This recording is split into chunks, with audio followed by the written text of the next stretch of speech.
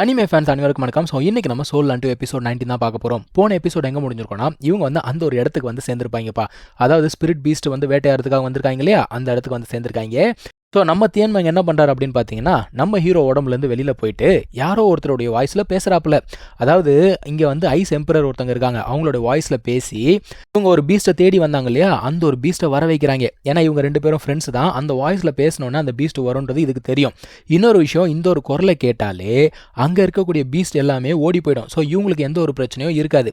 இந்த பிளான் தான் இது போட்டுக்கிட்டு இருக்கு. ஸோ நம்ம தியன்மங் வந்து பார்த்தீங்கன்னா, நம்ம ஹீரோ யூஹா இருக்கான்ல, அவனோட உருவத்திலேயே வந்து நின்றுட்டு இருக்கு. இந்த இடத்துக்கு அந்த ஐஸ் ஸ்கார்பியனும் வந்துடுச்சுப்பா. அது வந்த உடனே வந்து பார்த்தனா கண்டுபிடிச்சிச்சு. ஏண்டா நீ உருவத்தை மாற்றி நின்றுட்டு இருந்தா நீ யாருன்றது எனக்கு தெரியாதா, தியன்மங் தானே நீ அப்படின்னு சொல்லிட்டு கண்டுபிடிச்சிச்சு. அது மட்டும் இல்லாமல் உனக்கு எவ்வளோ தைரியம் தான் எம்ப்ரஸோட குரலை பேசி என்னை ஏமாத்திருப்பேன்னு சொல்லிட்டு அதுக்கு பயங்கர கோவம். நம்ம ஹீரோக்கு கேள்வி என்னன்னா, இது உண்மையாவே மார்ஷல் சோல் அப்படிங்கிறது எனக்கு எடுக்க வந்துச்சா, அப்படி இல்லைனா இதோட வேலையை செய்ய வந்ததான்னு சொல்லிட்டு யோசிச்சுக்கிட்டு இருக்காப்ல. ஐஸ் ஸ்கார்பியன் என்ன சொல்லுதுன்னு பார்த்தீங்கன்னா, வந்துட்டல நீ கண்டிப்பாக உன்னை விட மாட்டேன், உன்னை கொன்று உன்னோட எனர்ஜி அப்சர்வ் பண்ணி இங்கே இருக்கிறதுலே ஸ்ட்ராங்கஸ்ட் பீஸ்டாக மாற போகுதுன்னு அது சொல்லிக்கிட்டு இருக்கு. ஸோ இப்போ தியன்மங்க்கு வந்து பார்த்தீங்கன்னா அதோடைய மொத்த எனர்ஜியுமே தேவைப்படுறதுனால நம்ம ஹீரோவுக்கு மேலே ஒரு ட்ரெஸ் மாதிரி இருக்கு இல்லையா, அந்த எனர்ஜியுமே அது எடுத்துக்குது. அது என்ன சொல்லுதுன்னா, கொஞ்சம் நேரத்துக்கு குளிர பொறுத்துக்கூடா அப்படின்னு சொல்லிட்டு அதையும் எடுத்துக்குது. இவன் லிட்டரலாக வந்து பார்த்தீங்கன்னா ஃப்ரீஸ் ஆகிட்டான். இருந்தாலுமே உள்ளுக்குள்ளே வந்து நடுங்கிட்டா உட்காந்துக்கிட்டு இருக்கான். ஸோ இப்போ ஐஸ் ஸ்கார்பியன் வந்து பார்த்தீங்கன்னா பயங்கரமாக அட்டாக் பண்ணுது. ஆனால் தியன்மங் வந்து சுத்தமாக அட்டாக்லாம் எதுவுமே பண்ணல.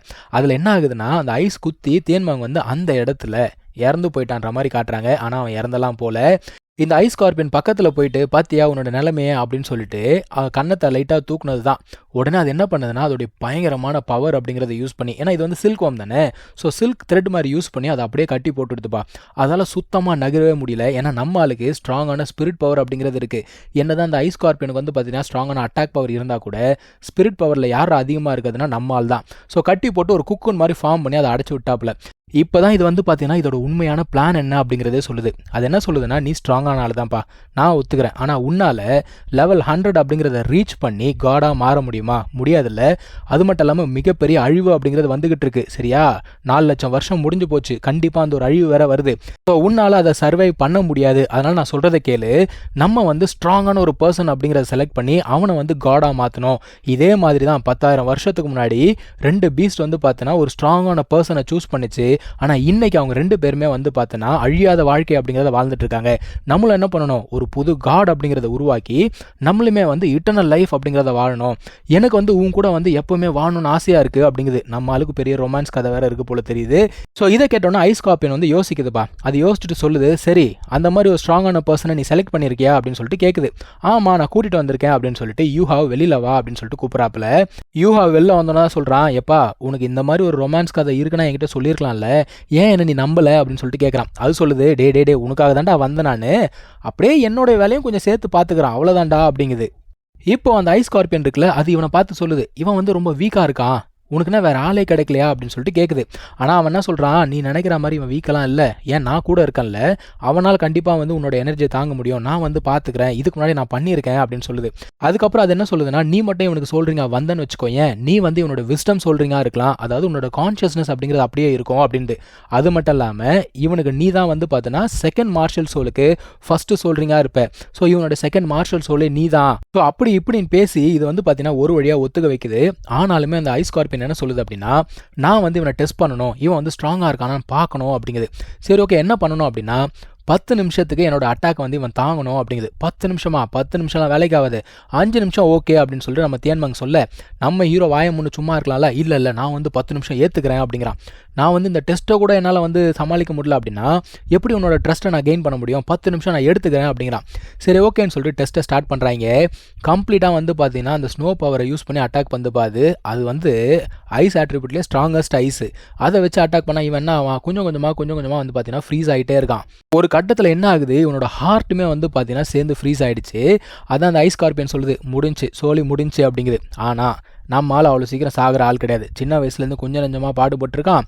ஸோ அவனுடைய மொத்த வில் பவரை எங்கே இருக்குது அப்படின்னு பார்த்தீங்கன்னா அவங்க அம்மா கிட்ட தான். ஏன்னா சின்ன வயசுலேருந்து அவங்க அம்மா கஷ்டப்பட்டதை பார்த்து வளர்ந்துருக்கான். அவங்களுக்காக பழிவாகணும் அப்படிங்கிறது அவனுடைய மைண்டில் ரொம்ப ஸ்ட்ராங்காக இருக்குது. ஸோ அந்த தாட்டோடைய பவரில் அவன் வந்து மறுபடியும் மீண்டு வரான். ஸோ இந்த ஒரு டெஸ்ட் அப்படிங்கிறத வந்து பார்த்தீங்கன்னா அவன் பாஸ் பண்ணுறான்.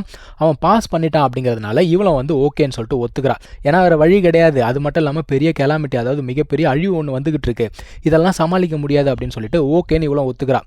ஸோ இப்போ என்ன பண்ணுறாங்க அப்படின்னு பார்த்தீங்கன்னா, இவளுக்கு ஒரு சோர்ஸ் இருக்கும் இல்லையா, என்னதான் இவன் வந்து ஐஸ் ஸ்கார்பியனாக இருந்தாலும் சரி, இவங்களோட பவர் சோர்ஸ் அப்படின்னு சொல்லிட்டு ஒன்று இருக்கும். அந்த ஒரு பவர் சோர்ஸை இவளோட உடம்புல இருந்து வெளியில் கொண்டு வந்து அதை வந்து பார்த்தீங்கன்னா நம்ம ஹீரோடைய உடம்புக்குள்ளே சென்ட் பண்ணுறா இவ.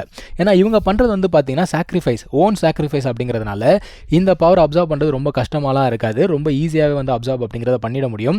அது மட்டும் இல்லாமல் இவளுடைய உடம்பு இருக்குல்ல, அந்த ஷெல்லு, அது வந்து பார்த்தீங்கன்னா கீழே விழுந்துருது. இப்போ நம்ம ஹீரோட உடம்புக்குள்ளே இவ வந்து பார்த்தீங்கன்னா வந்துட்டா, அதாவது அந்த கான்ஷியஸ்னஸ்குள்ளே வந்துட்டா. அவன் என்ன பண்ணுறான் அப்படின்னு பார்த்தீங்கன்னா, அந்த ஒரு சோல் போன் கீழே விழுந்தது இல்லையா ஸ்கார்பியன், அதையும் போய் அப்சர்வ் பண்ண ட்ரை பண்ணுறான். அந்த டைமில் இதுக்கு முன்னாடி டீச்சர் ஒரு போன் கொடுத்துருப்பாங்கல்ல இவங்க காம்படிஷனில் வின் பண்ணதுக்கு, அந்த போனையும் யூஸ் பண்ணுறான். ஏன்னா அதை யூஸ் பண்ணும்பொழுது வலி வந்து பார்த்தீங்கன்னா கம்மியாக இருக்குமா. ஸோ அந்த ஒரு போனை யூஸ் பண்ணி அவன் வந்து ஃபியூஸ் ஆகிட்டு இருக்கான். அந்த டைமில் அந்த ஸ்கார்பியன் இருக்கால, அவள் கேட்குறா, அது யார், அது கருப்பாக யாரோ ஒருத்தர் அங்கே இருக்காங்க அப்படின்னு கேட்கும்போது, அதுவா, அது நான் உனக்கு அப்புறம் சொல்கிறேன் அப்படின்னு சொல்லிட்டு தேமன் சொல்கிறாப்புல. ஸோ இப்போ நம்ம ஹீரோ வந்து பார்த்தீங்கன்னா அந்த ஒரு சோல் போன் அப்படிங்கிறத அப்சர்வ் பண்ணா இல்லையா, அது வந்து கொஞ்சம் நேரம் ஆகுது. ஸோ அப்சார்ப்ஷன் அப்படிங்கிறது முடிகிற டைமில் அங்கே இருக்கக்கூடிய ஐஸ் ஸ்கார்பியன் எல்லாமே வந்து பார்த்தீங்கன்னா அந்த இடத்துல வந்து அசம்பிள் ஆயிடுச்சு. ஏன்னா இப்போ ஸ்கார்பியன் பவர் அப்படிங்கிறது இவனுக்குள்ளே இருக்கு இல்லையா, எல்லாமே இவன் முன்னாடி வந்து தலை குடிஞ்சு நிற்குது. ஸோ இவனுக்குள்ளே இப்போ 2வது மார்ஷல் சோல் அப்படிங்கிறது கிடைச்சிச்சுப்பா. ஸோ இதுக்கு மேலே தான் வந்து பார்த்தீங்கன்னா பலதரப்பட்ட சம்பவங்கள் எல்லாமே இருக்குது. வெயிட் பண்ணி பாருங்கள். தேங்க்யூ ஸோ மச் ஃபார் வாட்சிங். Take care. பை.